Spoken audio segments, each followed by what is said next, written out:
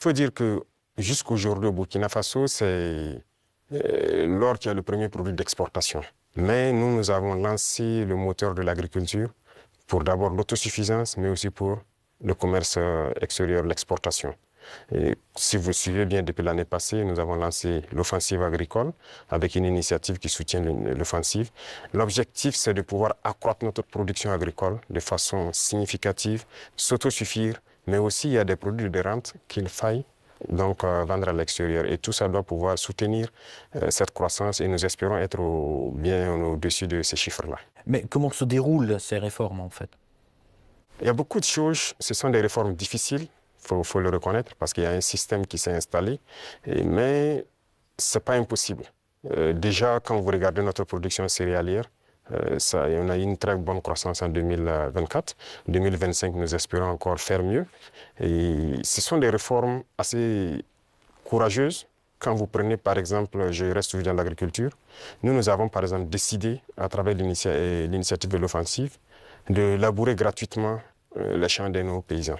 Donc, l'année passée, on l'a fait. Cette année encore, s'il plaît à Dieu au retour, il y a un bon nombre de tracteurs encore qu'on a acquis, qu'on va mettre à la disposition des cellules mécanisées dans les différents départements pour accroître les superficies emblavées.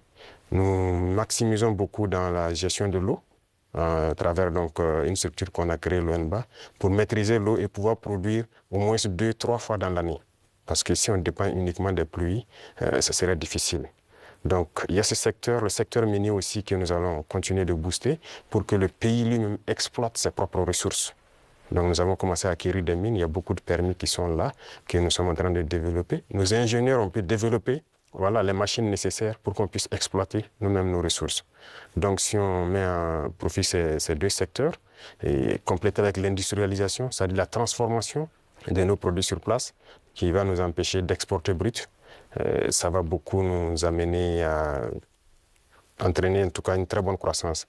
Donc ce sont ces réformes qui sont en cours, l'agriculture, l'industrie et beaucoup de secteurs.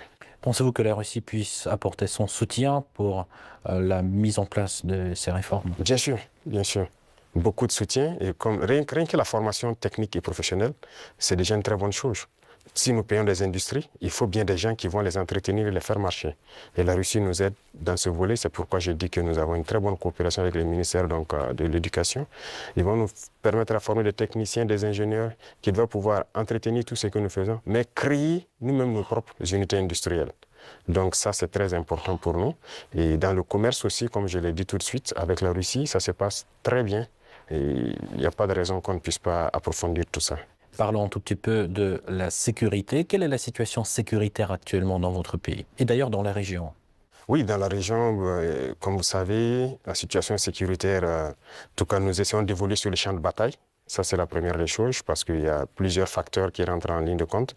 Sur le champ de bataille, il y a de l'évolution. Si on prend de 2023 aujourd'hui, nous avons pu récupérer beaucoup de zones que nous avons pu pacifier. N'empêche que l'ennemi se renforce aussi. Il y a beaucoup de combattants étrangers qui rejoignent le rang des terroristes. Est-ce que vous pouvez préciser, vous parlez de quoi? Oui, les terroristes, ils sont renforcés par beaucoup de combattants étrangers qui viennent d'ailleurs, qui ne sont pas en fait, quand je prends le cas du Burkina, il y a beaucoup de criminels qui sont au Burkina mais qui ne sont pas burkinabés. Il y a aussi des formateurs qui viennent de beaucoup de pays pour les apprendre beaucoup de techniques. Mais quel est leur intérêt? Mais ce n'est pas du terrorisme en fait, c'est de l'impérialisme. L'objectif pour eux, c'est de nous maintenir dans une guerre permanente, qu'on ne puisse pas se développer et continuer à piller nos richesses. Et donc, ils ont tout intérêt à amener des spécialistes dans les mines pour poser divers types de mines, des spécialistes en explosifs. Aujourd'hui, les terroristes utilisent des drones pour faire le combat et tout. Donc, ce sont des professionnels venus donc, de certains pays qui viennent les apprendre tout ça. Tout ça, c'est pour continuer à nous maintenir dans une situation d'insécurité. Mais nous prenons la mesure de la chose, nous nous adaptons à chaque fois à leur mode d'action et nous continuerons le combat jusqu'à récupérer l'entièreté du Sahel. Y a-t-il des pays concrets qui financent ces combattants? Tous les pays impérialistes financent ces combattants. Voilà, ils sont nombreux. On ne peut pas les citer individuellement. Il y en a qui sont même cachés, qu'on ne peut pas imaginer. Mais ils sont nombreux.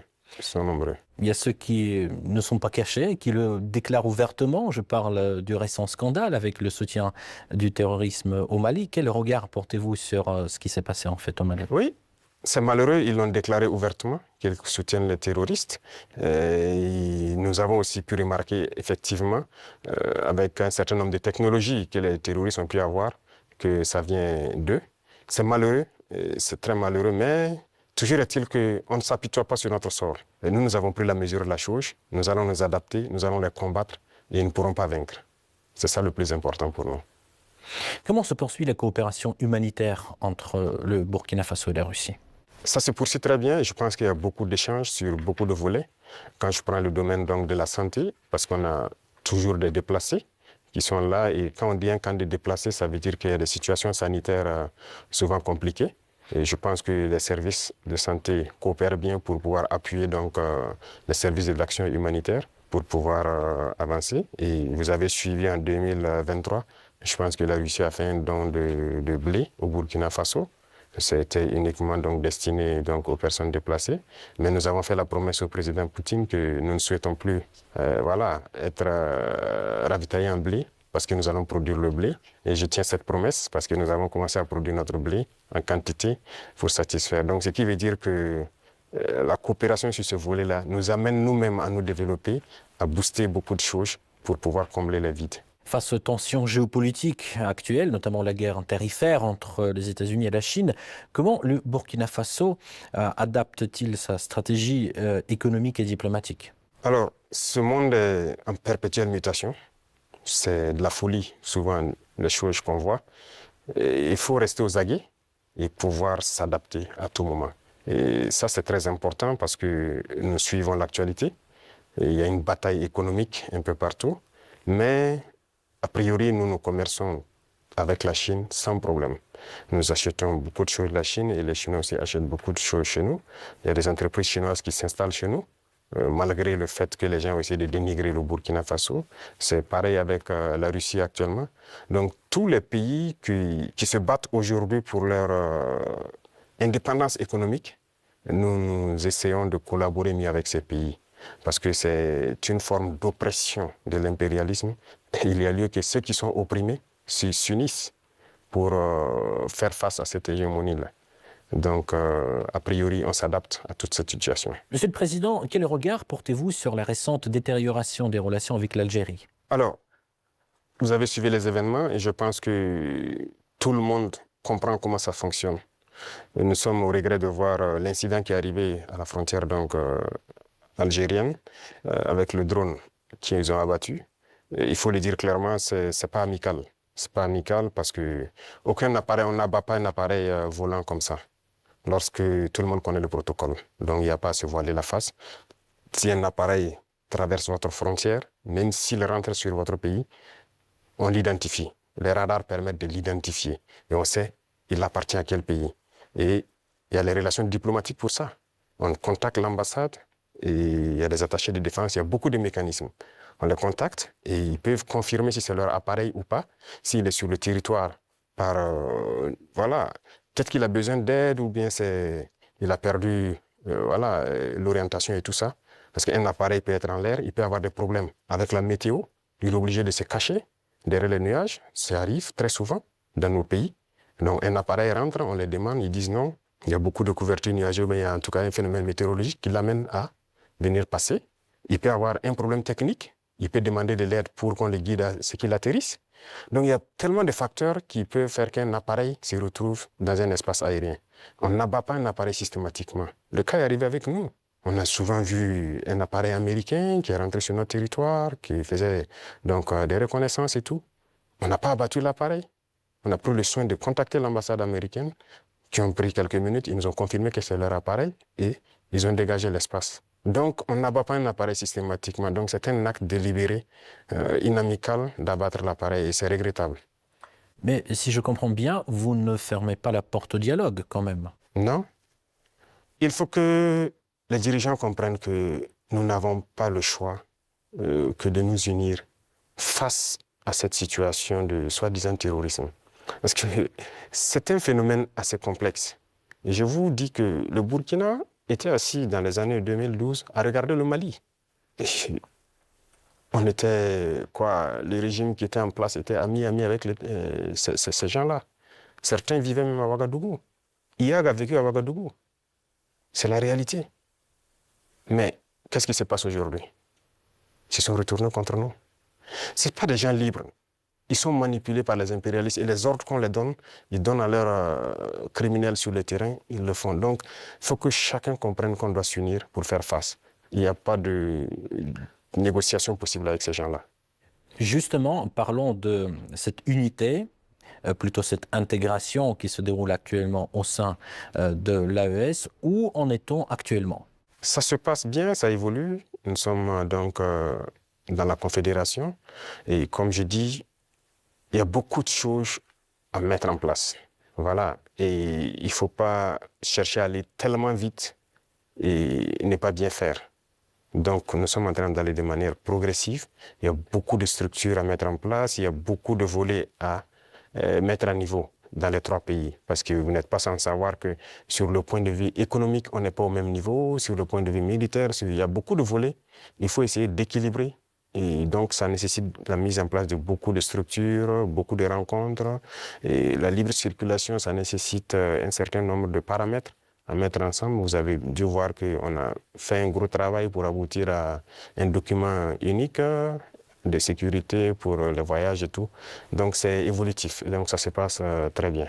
Justement, j'avais une question sur le volet économique. La création de la devise propre à l'AES est-elle toujours à l'ordre du jour? Oui, c'est à l'ordre du jour, forcément. Et donc, le processus continue. Il y a beaucoup de choses, comme dirais-je, beaucoup de billes à caler avant d'y arriver. Mais c'est forcément à l'ordre du jour. Si on parle de souveraineté, forcément, on a besoin de cette souveraineté-là. Voilà, donc c'est impératif. Peut-on s'attendre à l'élargissement de l'AES? Oui, dans le futur. Mais pour l'instant, comme j'ai dit, nous devons harmoniser nous-mêmes beaucoup de choses, mettre en place vraiment les bases, parce qu'il y aura beaucoup de protocoles additionnels, si vous le constatez, pour harmoniser nos politiques, que ce soit les politiques diplomatiques, économiques, voilà. Il y a beaucoup de politiques à harmoniser avant de permettre à ce que quelqu'un puisse s'ajouter. Mais y a-t-il déjà des pays qui s'intéressent à votre format? Oui, des pays s'intéressent. Voilà. Ils pourront être peut-être, je ne sais pas, pour l'instant, le président de la fédération, c'est le président malien. Il pourra donner son avis sur la question, mais il y a des pays qui s'intéressent, oui. Comment vous expliquez la baisse de l'influence française dans la région?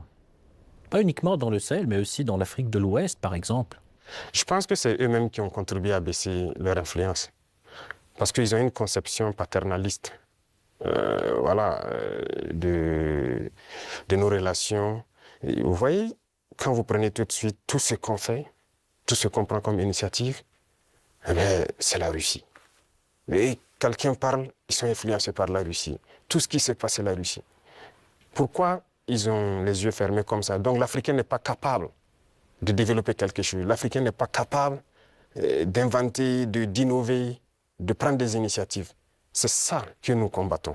Et tant qu'ils vont continuer de voir l'Africain comme ça, comme un sous-homme qui n'est pas capable de réfléchir, qui n'est pas capable d'innover, capable d'inventer, on ne pourra jamais être amis.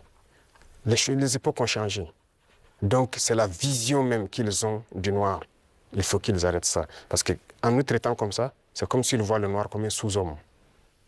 Et là, c'est dangereux. Il faut qu'ils changent de langage. Mais en quoi ça se voit, cette attitude? Et regardez dans leurs discours. Regardez dans leurs discours. Même le président français, toujours dans ses discours, les jeunes Africains sont influencés par la Russie. Il le dit. Les médias occidentaux, vous les écoutez souvent. Ils ne passent leur temps qu'à mentir. Et regardez aujourd'hui l'AES qui est un modèle qui est en train de se dessiner. Ils ne peuvent pas se lever du matin au soir sans parler du Burkina ou parler de l'AES. C'est impossible pour eux. Et chaque fois, ils cherchent à envoyer des informations pour diviser, pour manipuler la jeunesse. Mais ça ne passe plus. Je pense que les gens sont assez conscients, les gens ont l'œil ouvert. Et vous tous, vous êtes victimes de ces gens-là, la communication. Ce qu'ils font, ce qu'ils disent sur la Russie et tout, on le sait. Jusqu'aujourd'hui, il y a des jeunes Africains qui ont les yeux toujours fermés, qui croient à leurs mensonges. Le récit de la Seconde Guerre mondiale. J'écoutais la dernière fois, quelqu'un disait qu'à la fin de la guerre, dans les 10 années qui ont suivi, si on demandait en Europe qui a gagné la guerre, les gens disaient c'est la Russie. Mais aujourd'hui, si vous demandez en Europe qui a gagné la guerre, ils vont dire que ce sont les Occidentaux. par la communication, ils ont réussi à renverser l'histoire. Et l'histoire africaine aussi, ils ont tout manigancé pour faire passer les mensonges. Et ça fait que les jeunes Africains, certains ne connaissent même pas l'histoire de l'Afrique. Qu'est-ce que l'Afrique a fait? Certains ne savent même pas que nos grands-parents ont combattu, ont été mis à l'avant comme chair à canon. Et au retour, ils les ont tués comme des animaux. Est-ce que les gens savent que quand la France expérimentait sa première bombe atomique, ce sont des soldats noirs qu'ils ont mis à côté dans le rayon létal pour voir l'effet que ça fait? Sortons les archives. Tout ce qu'ils ont utilisé contre l'Afrique, c'est terrible. Donc il y a tout ça qu'il faut communiquer pour que les jeunes Africains comprennent, parce qu'il y a beaucoup encore endormis qui continuent de communiquer pour les impérialistes. Ce qu'ils les disent de dire, ils le font. Peut-être parce que, voilà, ils les donnent quelque chose, je ne sais pas. Mais l'Africain doit comprendre son histoire, se réveiller. Et donc c'est notre combat aussi comme ça. Quel est le rôle des médias dans ce combat, selon vous? Médias indépendants? De chez nous, vous voulez dire? Les médias devraient beaucoup participer à nous aider. Mais vous voyez que nos médias, même, il y a certains médias qui sont des médias impérialistes. Ils ne sont assis que lorsque les médias européens, lorsqu'ils disent quelque chose, et ils reprennent. Et ils accentuent. Il y a plein de médias dans nos pays qui combattent même les régimes comme notre régime. Et ils passent leur temps aussi à raconter les mêmes balivernes que les médias occidentaux racontent. Mais c'est honteux. Si des Africains se comportent comme ça, c'est très honteux. J'imagine qu'il doit avoir honte de se regarder à la glace le soir. Si tu es payé pour raconter des mensonges sur le noir, c'est très grave. Donc, on est en train de conscientiser. Au Burkina Faso, si vous voyez, actuellement, beaucoup de médias accompagnent la dynamique, participent à conscientiser la jeunesse à travers des débats et tout. Donc, c'est ce que nous souhaitons vraiment pour les médias. Pensez-vous que notre média puisse aussi jouer son rôle dans ce combat? Bien sûr, beaucoup. Il faut jouer un rôle très important parce que, vous savez, je l'ai dit en 2023 à Saint-Pétersbourg, et je le répète encore aujourd'hui, la Russie a contribué à sauver le monde. L'Afrique a contribué à sauver le monde. Il faut le dire. Il faut que les jeunes le comprennent. Que tout ce qui se raconte dans les films Hollywood, c'est faux. Ce n'est que du mensonge. C'est la même chose. La guerre du Vietnam. Aujourd'hui, on voit, l'histoire est tronquée. Mais il faut communiquer. Vous voyez, moi, ils n'aiment pas que je parle. On trouve que je parle trop et tout. Pour que je me taise, pour qu'eux, ils parlent et que leur version passe. Non. Moi, mon plus grand regret, c'est d'avoir passé une bonne partie de ma jeunesse à écouter des radios comme RFI, France 24. J'ai été dans des pays où ces radios étaient fermées. Mais on prenait des applications, on enregistre leur journal pour écouter. Mais à partir d'un moment, il y a un déclic. Et je commence à comprendre qu'ils conditionnent nos cerveaux pour accepter ce qu'eux veulent. C'est leur narratif qu'ils veulent qu'on apprenne. Et depuis ce temps, moi, je commence à faire la part des choses. Et j'ai compris que c'est très dangereux ce qu'ils font. Et aujourd'hui, plus que jamais, je me rends compte qu'ils ont conditionné l'esprit, surtout des Africains. Donc vous pouvez participer beaucoup à éveiller la conscience de la jeunesse pour que les gens comprennent comment fonctionne le monde et ne pas se laisser embarquer par ces gens-là.